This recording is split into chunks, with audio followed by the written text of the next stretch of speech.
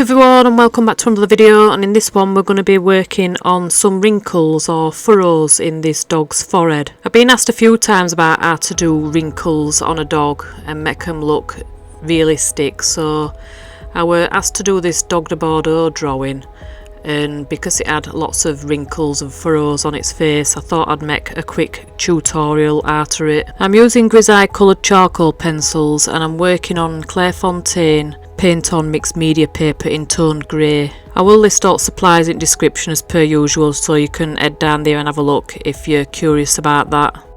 So firstly, I'm just applying this yellow ochre type colour. It's the yellow that comes in the grisaille coloured charcoal pencils pack, and it's not a proper like bright kind of usual yellow. It is more of a yellow ochre, which comes in handy for pet portraits because I use this colour a lot, and I'm just adding it in as a base because you can see a lot of the tones on this dog are based on that colour. And then I'm coming in with a black General's charcoal pencil and I'm just gonna go over the wrinkles with that and just make them stand out so I don't sort of lose them under the other colours that I'm going to be layering up, and also adding little bits of shadow and what have you, and just adding it now. And then I'll come in with a brown charcoal pencil and I'll go over the top of that to make it look a bit warmer and more brown coloured, like you can see in reference photo. But because the brown's not dark enough, I need to add some black before it to make it dark enough. If you're working with like pit pastels or something like that, which will work similar to this, and you've got lots more colours, you'll not need to do as much sort of blending as what I'm having to do to make the colours that I want from a more limited palette.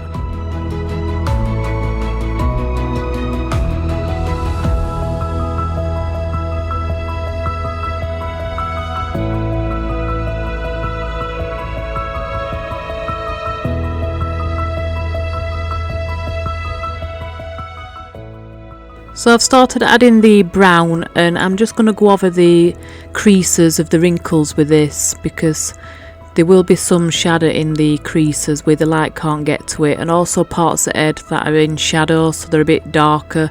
So going up through the middle there, and then side of the head, which on the right hand side is also in shadow, so just making it a little bit darker. It does look really messy at this stage, but you just have to keep layering it up until you get the colours that you want, and it looks a lot smoother and better then.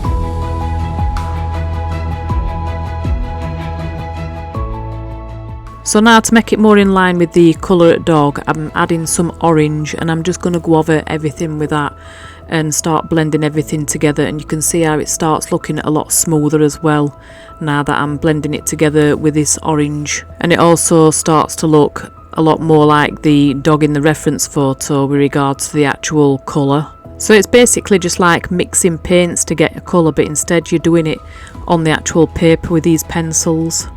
I guess that's why they often call it painting as opposed to drawing when you're using pastels and charcoal and things like that. And I also want to mention that this footage has only been sped up twice, so it's twice as fast as what reality is.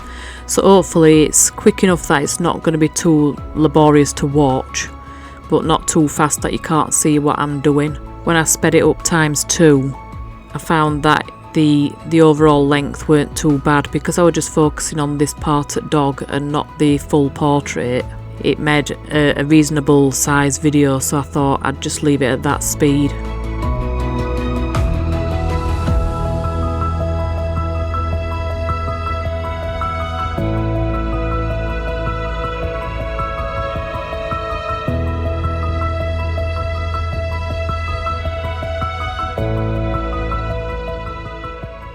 So I've gone back to the yellow ochre coloured pencil, and now I'm just going to start adding some, well, highlights, not the final highlights, but just where the light from the left hand side is hitting the forehead on this dog. So the tops of some of these creases and wrinkles, and then the side of the head that's over to the left where the light's hitting it from left, them kinds of places. And I'm just doing some further blending of the actual colour to make it more smooth. And I'm careful not to cover up all the darker areas, especially around them creases, because that's what makes it look like a wrinkle when it's like bulging upwards. It needs part of the sides to be in shadow, and then just the top of the middle, or just one side if the light's coming from the side, to have the lightest highlights on it, and then gradually get darker until it goes into the darkest areas in creases, and that's what makes it look rounded.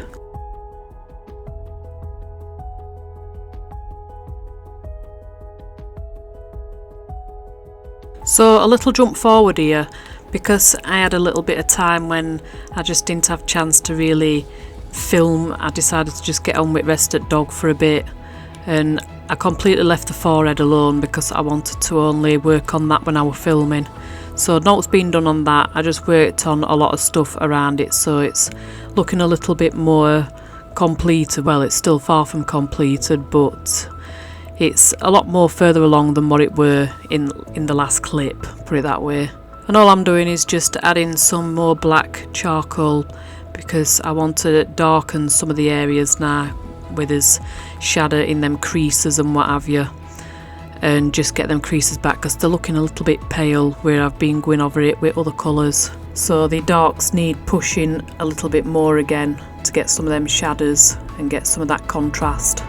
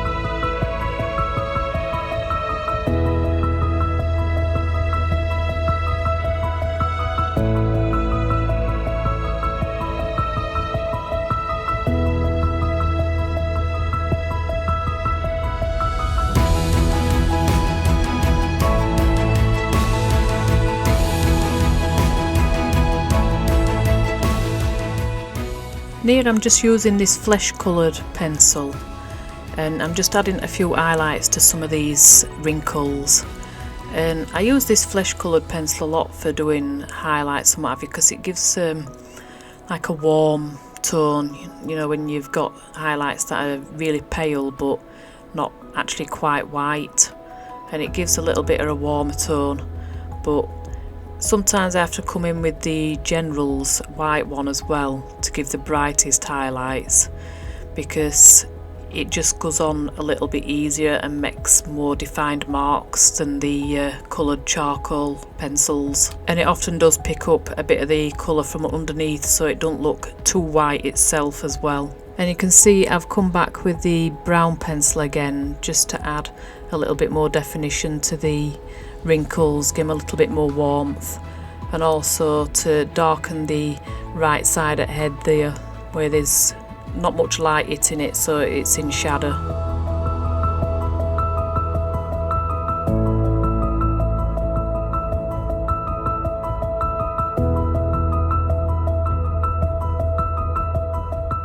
And now I've brought in the white pencil again, and I'm just going to continue with the highlights on top of the wrinkles.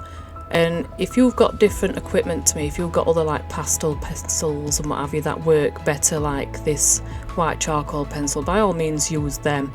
You'll be familiar with how they go on and everything if you're used to using them.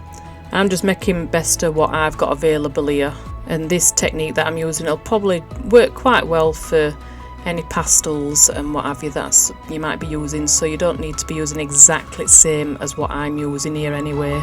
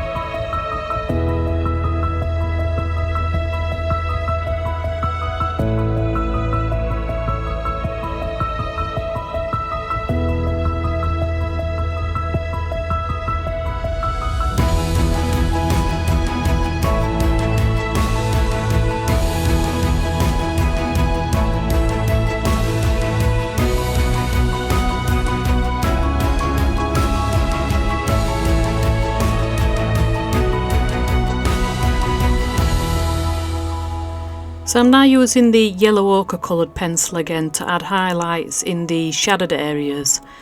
Now even the shadowed areas will have some highlights as such, but they'll just not be as bright as the areas with actual lights hitting it, so it just adds a nice glow to the areas that are in shade.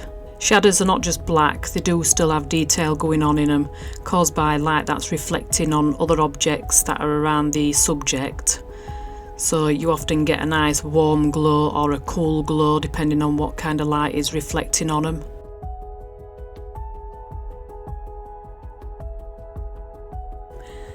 And now I'll just be adding some of the other colours, bit of brown, and also I come in with the orange just to warm things up, especially around the edges of the creases and what have you. You can see there's more orange tones in reference photo. Now this footage don't look as warm as reference photo, but it did actually have more warm tones in reality. You'll see that in the photo at end. I'm going to show you a photo of the actual finished drawing at end of video.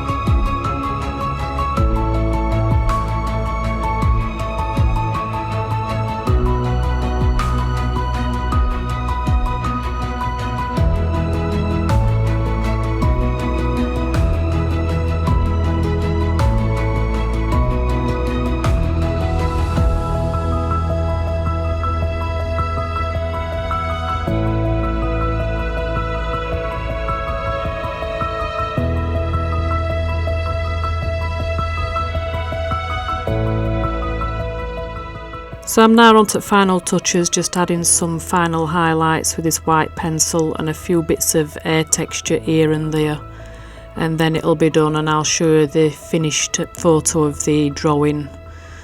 And anyway, I hope you found this video useful. I hope the speed of the footage has been okay for you, and I want to thank you for watching, especially if you've watched it all the way through to end, and I'll see you in my next video.